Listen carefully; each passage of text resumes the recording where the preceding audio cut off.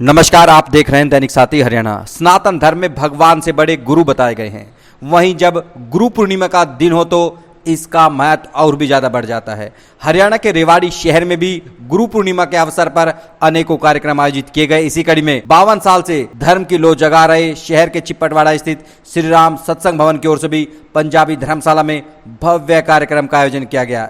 पंडित श्री शिवचंद ईशधारी ने बताया कि उनका मकसद मानव धर्म उत्थान के लिए काम करना है। इस पूर्णिमा के दिन चारों वेद के रचयिता वेद व्यास का जन्म हुआ था।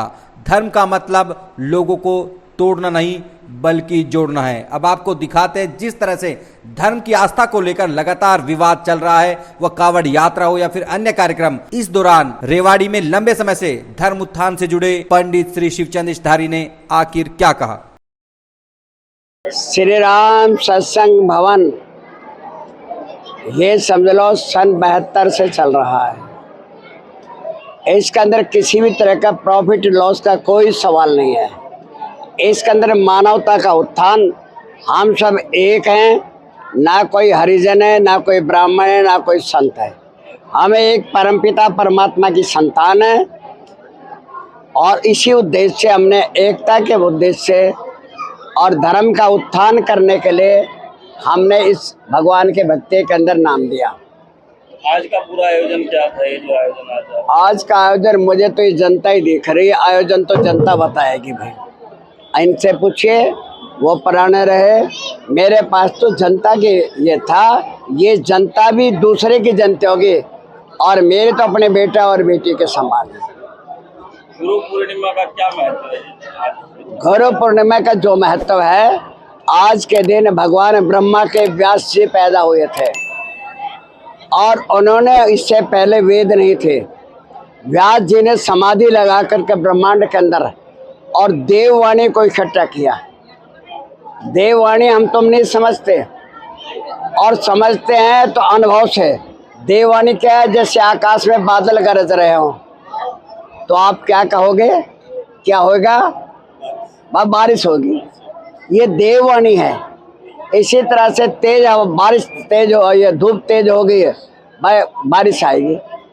ये अदृश्य वाणी है।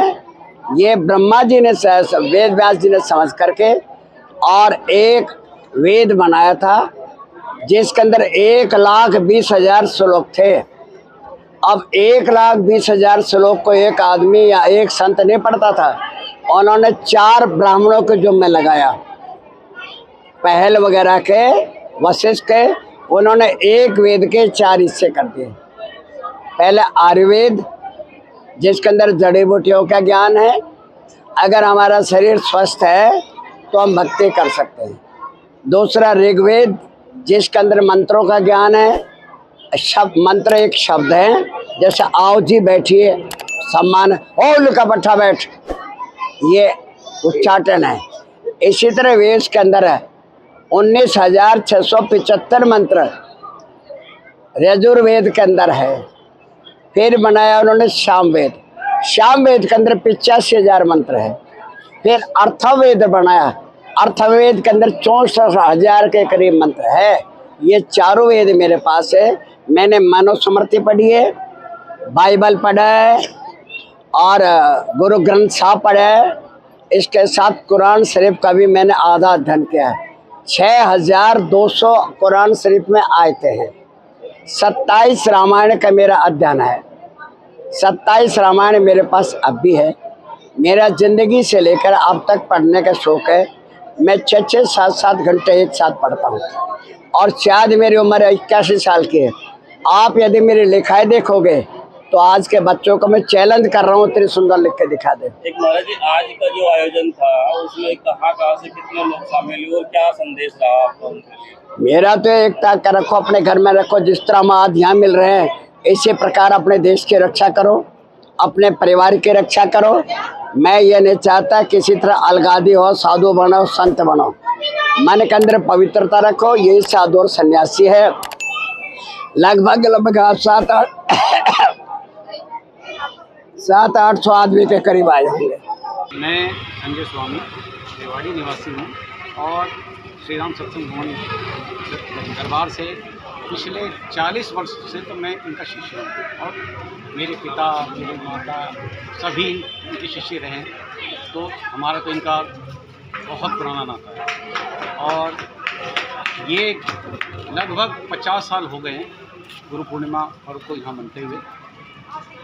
हमारे गुरु महाराज योग में, योग साधन, परोपकार में अद्वितीय हैं।